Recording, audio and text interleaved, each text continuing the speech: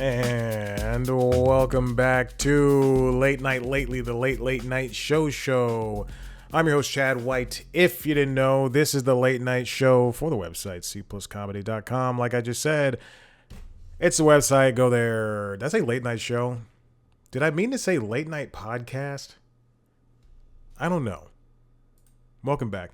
I forgot to do one last week. Actually, quite frankly, I had something to do during the day, and then I had something to do at night. And there was no time in between to go ahead and to record the show. So I do apologize. Oh my God, I just closed a window I needed to look at. Here we are talking about late night once again. Oh my gosh. Sorry, I just had a sip of liquid IV and oof. It's making me all burpy. Welcome back in episode 6. Nope. I'm on LinkedIn Logs for some reason. Episode 51. I've done more LinkedIn Logs than done late night latelys. There was a period of time when I just stopped doing both of those for a little bit. Dirty bit. It's been the late night hosts are still talking about, even though a couple of them are not, only a couple of them rather are in LA. The late night hosts are still talking about the fires, which is great. They're still talking about donating and stuff like that. Guests are talking about the fires and everything. When I was watching Good Morning Football this morning, and as one does, there was I thought that would get a bigger laugh from me. There was I was looking at the crawl, the news crawl below the screen.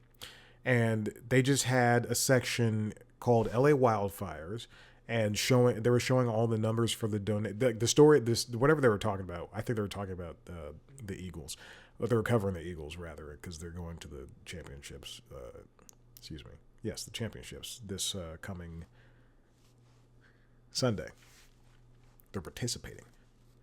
Meanwhile, my Cowboys are at home, about to hire a bad idea for a coach. So we're going to be bad again next year. Could have gotten Pete Carroll. He's on the Raiders now. Breaking news as of 5 minutes ago. I'll let you know when I'm recording this show. Immediately after LinkedIn Logs. So the thing is, what was I talking about? But I was watching The Crawl, and they were talking about all the teams that were donating, how much money they donated for the relief efforts. Falcons gave $1 million. The Rams gave $1 million. It's great to see all these teams chip in. Truly, if each team gave $1 million, that'd be wonderful. How much did Taylor give? Like $1 million? Like, yeah, if everybody who could gave like a crap ton of money, then that would really help out all these people who have been affected. And give to different, charities and stuff like that. Just hit the mic. Now, speaking of the wildfires, After Midnight came back for the first time. They were off for 2 weeks because of these wildfires. They did not join, even though they're not on the same network. They did not join Jimmy Kimmel in coming back last week. Which, look, again, I know Paramount took their time and they were just trying to make sure everything's safe and okay to come back, which is good. I do think it was just better to come back that first week and be safe or something like that. And be safe in that respect, in that regard. But Taylor Tomlinson delivered her monologue talking about being happy to be back, and that was lovely to see. And then we have the Pod Save America hosts. The guys came down, including Jon Favreau, not the director, actor turned director. The Pod Save America. I don't have any benefits. I just got an email about benefits. I don't have any benefits. Pod Save America guys came down to Stephen Colbert's late show, rather. Excuse me. Late is now defunct. To talk about the new president's inauguration. Jimmy Kimmel Live had a great week. Oh, I usually talk about who's on this week. Excuse me. It's been so long since I've done this. For After Midnight, they had the wonderful, daring, amazing, so funny cast of Ghosts. I really love Ghosts. I think Ghosts is so funny. I know people do not like the American version of Ghosts, but I think it's so great, and I own the first 3 seasons. That's how much I love Ghosts. And I can't wait to buy season 4. It's just a fantastic show, and the British one is great too. Patton Oswalt, Mary Lynn Rice Cub, and Brian Posehn. See, this is great. Have a lot of people on. It's all right to have your newer comedians, but man, we have these heavy hitters in comedy. And then they also had, because Martin Luther King Jr. Day was on Monday, they also had one more episode, including Tom Lennon, Joe Manganiello, and Paul F. Tompkins. Why is my eye doctor texting me? I'm not a fan of that. I don't want to get here's a little thing. I don't want to get texts from companies. I don't want my what's it called? I don't want my barber texting me, reminding me of my appointment. I'll put everything on my calendar. I got it. Trust me. I'm a very organized person. Okay, Late Show. Colbert had the Pod Save America guys on, like I mentioned. And Michelle Yeoh and Britt Lower. I don't know if you're Lower or Lower. I just know that she's one of the higher actors. And John Dickerson. And Morris Chestnut and Drew Brees, but those are the most important people. And then Jimmy Kimmel had Fortune Feimster, James Marston, Danielle Deadweiler, excuse me. I got a little recess on the brain. Jesse Eisenberg, and then Jason Tatum, Don Cheadle, Leanna Morgan. But my favorite thing that he had on was Sterling K. Brown. During Sterling K. Brown's interview, he pronounced the word culinary in such a way that I did not know. I must be too poor to even pronounce it this way. He called it culinary, and I just went, that is such an insane way to say that. And he said it so matter-of-factly. It's like culinary. And I went, oh, it's Sterling. That's stupid. Then we had, The Daily Show. I forgot what happened on The Daily Show. Jon Stewart covered the inauguration. Why is Charlemagne the God? He was on last night's episode. I don't care to watch that. Triumph the Insult Comic Dog went to an anti-president march.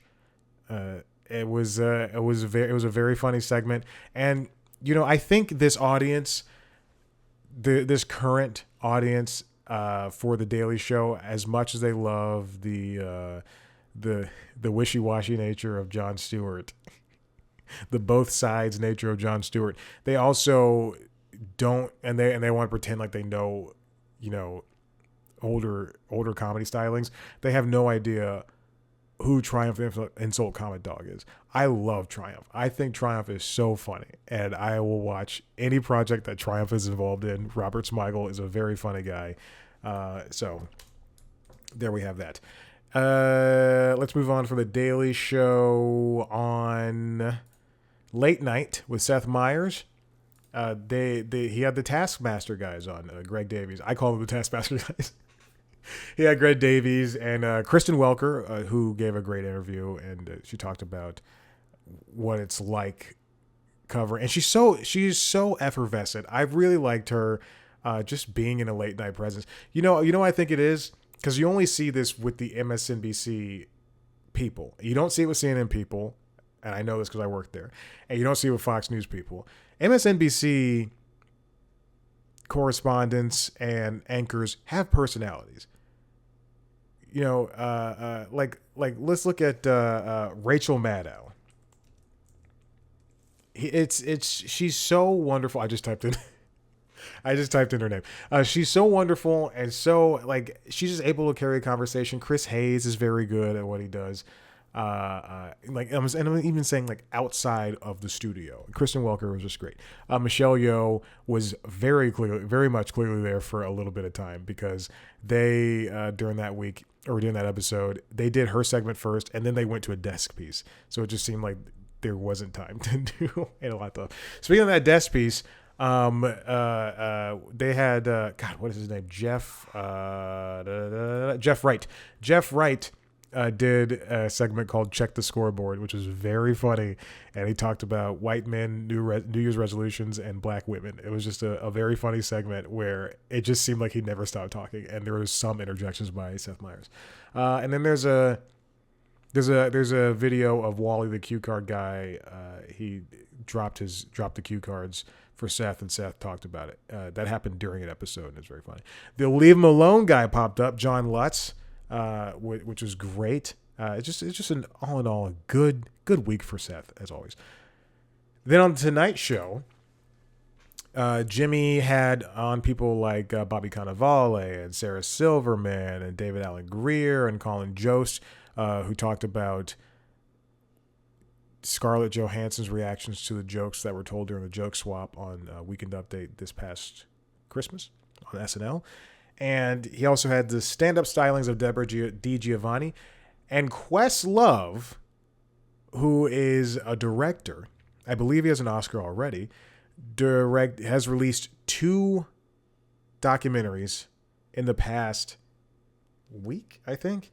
One is the Sly and the Family Stone documentary that's coming out, but he's not on this to talk about that. On Tonight Show to talk about that.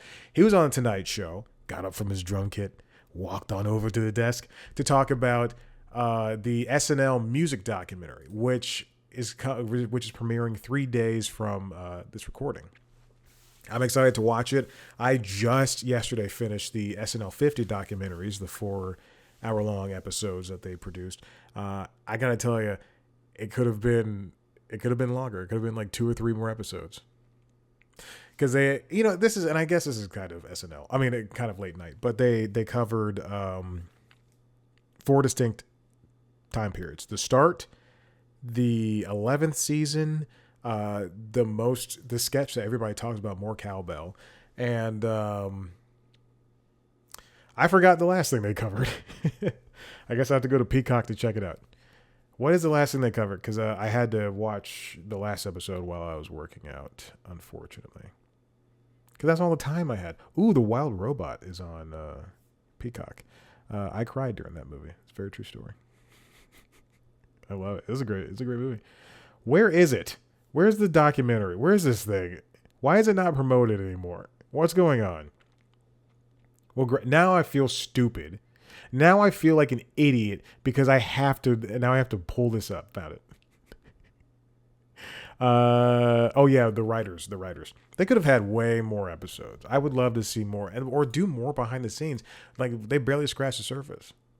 Anyway, that's all that happened this week in late night. Let's get on to a couple of stories that are very important. Dulce Sloan left The Daily Show in a move that I knew was coming. I figured this was going to happen if you asked me 5 months ago, because she stopped appearing on the show regularly, and I assumed she was touring or working.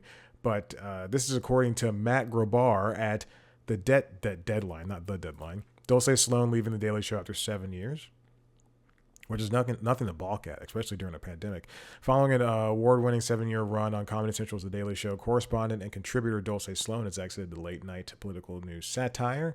It was an amicable split, and her deal was up. She relocated from New York to L.A. to focus more on acting and stand-up. Her last episode aired in December, and the segment was it wasn't a send-off of anything. It was just kind of there. She's working on a new comedy special and launching a new tour, which is going to include a week-long stint at the Soho Theatre in London in March. She's also a part of The Great North. She's one of the main characters on there, I believe. I believe she plays the wife of Will Forte's character. She's the first person to leave since Roy Wood Jr. left in October 2023. And I always thought she was funny. I think there was a point where when Jon Stewart came back and they started rotating everybody to host every single week, and she was not, like, since I think her last time hosting was like 2 years ago.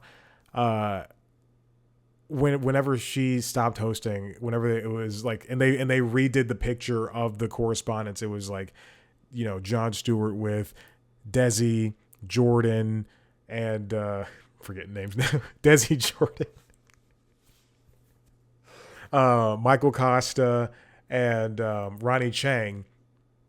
You never saw Dulce in there, so it was the writing was kind of on the wall early on, and I wish her the best. I like Dulce Sloan; she's very funny. And his last thing, this one comes from the New York Times, written by Emmanuel Morgan. The Kelce takeover doesn't end at 1 a.m. I mentioned this a couple episodes ago, maybe. Jason Kelce, the ex-NFL player, current football analyst, and podcaster, is now hosting a late night show on ESPN. I believe it airs at 1 a.m. And it's called, they call it Late Night with Jason Kelce. I wanted to bring this up the week it aired, but then I just never did. I watched the first episode, and it's still, you can go to YouTube right now. What they do is a pretty ingenious thing, which I like. I have no qualms against this. What other late night shows, they'll break out segments that'll roughly total, the runtime plus or minus of the regular broadcast show. So you can go to Jimmy Kimmel's page, watch 2 10 or so minute interviews, and then it'll be whatever, and then the monologue. So that's 32 minutes or so, and then whatever thing they have, music or stand up or whatever, and then that'll be 40 some odd minutes. For Jason Kelce's, they call it Late Night. They load up the entire episode and then they do the breakouts. The first episode has roughly 333,000 views.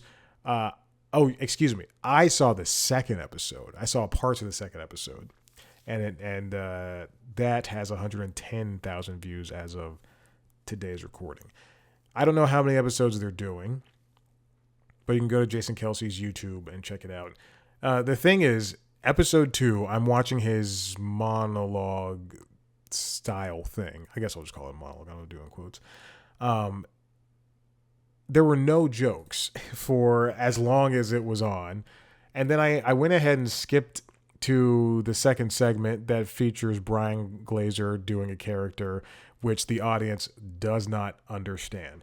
There's a lot of clapping in this show, and there's not like a lot of laughing. And they keep the audience stuff. The reason why it's like an hour long is because the videos are an hour long instead of 40 some odd minutes long, is because they keep a lot of the commercial switching and things that will be cut up during the commercial breaks in there. I assume they shoot this show on Friday nights at 10 p.m. or no, not 10 p.m. At like 6 p.m. which is fine in Philadelphia, as I said it before. ESPN, I'm going to keep scrolling down. I reiterated a lot of this news without even reading the story. Steven Espinoza, the former president of Showtime Sports, who oversaw the division's studio and live event programming, said he was not worried that the Kelces were oversaturating the market, citing the extended prominence of the Kardashians. Well, that was a different time period. Jason Kelce declined an interview request. Signed a multi-year deal to be an ESPN analyst last spring after retiring from the NFL. He negotiated a late-night show concept on his contract. He grew up watching Conan O'Brien, and he saw his brother host SNL, and I guess he wants that. Oh, the music is still on. NFL Films is producing the show's 5-week trial run, which ESPN said fit nicely into its lineup during the playoffs.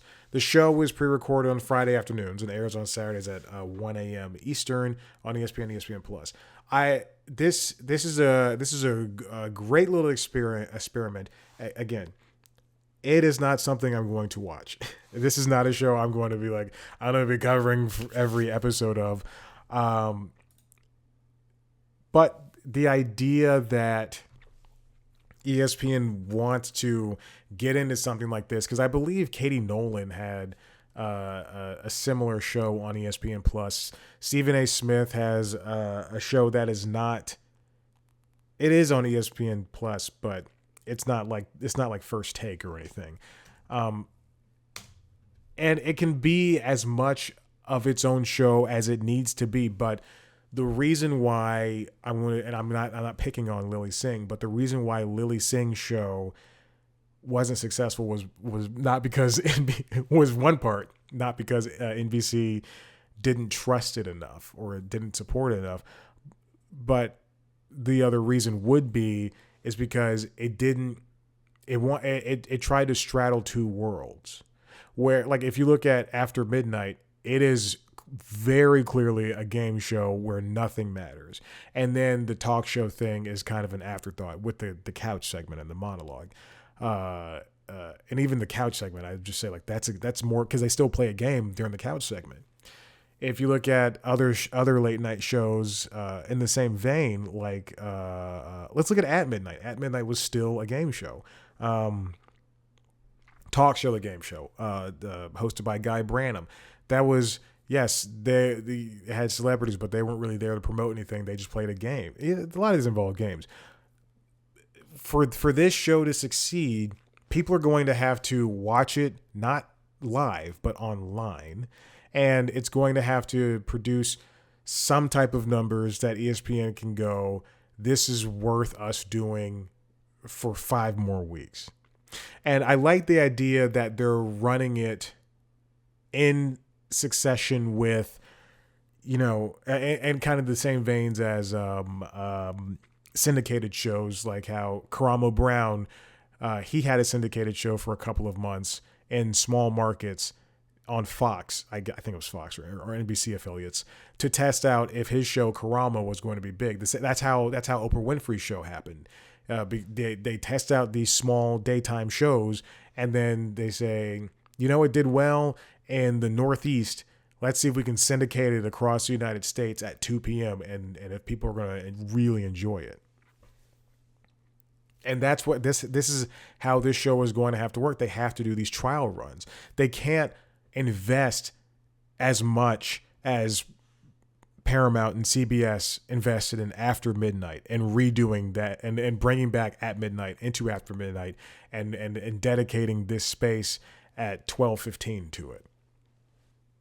They just don't, they have the resources, but they can't just throw it into the schedule where they could probably throw an old a replay of an NBA game or a soccer match or a football game that happened 4 hours prior, or an episode of SportsCenter with Scott Van Pelt that is shot live at 1 a.m. It's so crazy that show is shot live at like 11 or 12. It's so crazy to me. And there's diminishing returns, and you'll see that. I'm looking at, Charles Barkley and Lil Dicky. Their segment from the first episode, or a segment from that first episode, was broken out, and it's just kind of exists, and it doesn't have as many views as that first episode does, but nothing would have beaten that. But again, let's go back to the idea that Jason Kelce's show is straddling late night. If you're going to say you are in this category of late night, a show can air it late at night, but it's not a late night show. A show on Adult Swim, Eric Andre's show, it is a late night show. Yeah, it is a late night. Let me not just say late. Rick and Morty. Rick and Morty can premiere at 11 p.m. on a Sunday night. That does not make it a late night show. Last Week Tonight can premiere at the same time, and they can say that's a late night show because it is. Just because we have Jason Kelce's show coming on at 1 a.m. and it has the machinations of a late night show, it could just be a chat show. It has to be funny. It has to be as interesting as and engaging as funny. Let's look at the Tonight Show. It's got to be funny. It's got to be, and say what you, I don't care. Say what you will. I'm not going to be snide about this. I will be snide about working at CNN. Let's look at the Tonight Show compared to Jason Kelce. They call it late night. Funny, It's got to have engaging things for the audience to enjoy, primarily in a laughing manner. It has to have interesting guests, which they do. They in episode 2, the episode I saw again parts of, they have Joe Buck and Michelle Buck. I'm not going to say her last name. The first part of her hyphenated last name because I don't know how to pronounce it. They had Roger Goodell and Chad Johnson. I don't know who they're going to have tonight, but they'll have somebody. This show can exist. It just needs to be more of a late night show and less of a chat show. Also, it's got to be funny. And I think the problem is, I'm glad that he lives in Philadelphia and he has a home and doesn't want to leave his family and everything. But you have to hire people to write the show. You can hire people to make the show, but you have to have people who can write the show. At CNN, before they shut down the Washington shows and moved everybody to New York or Atlanta. Excuse me, they didn't shut down the Washington shows. Before they shut down people working in Washington, which they did, and moved a production to New York and Atlanta.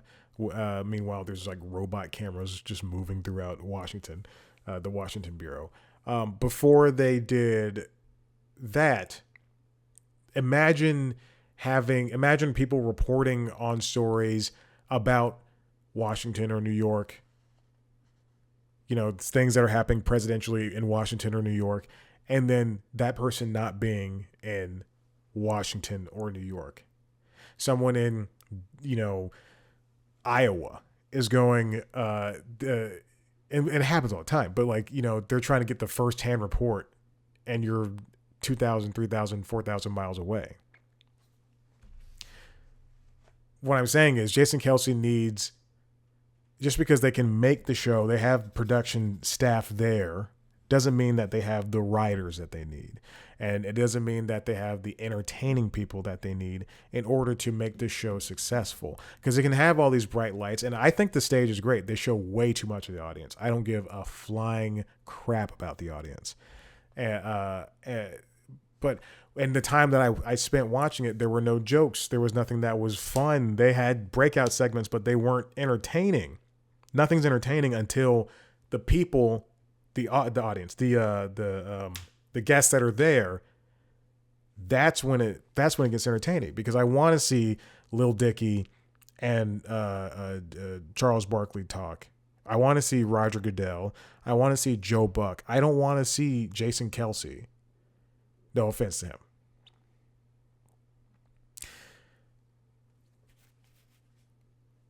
So after these 5 weeks, and also I like the idea of the show because it gives ESPN something different, something that's not a bunch of men yelling at each other about the word goat, goat, goat, goat.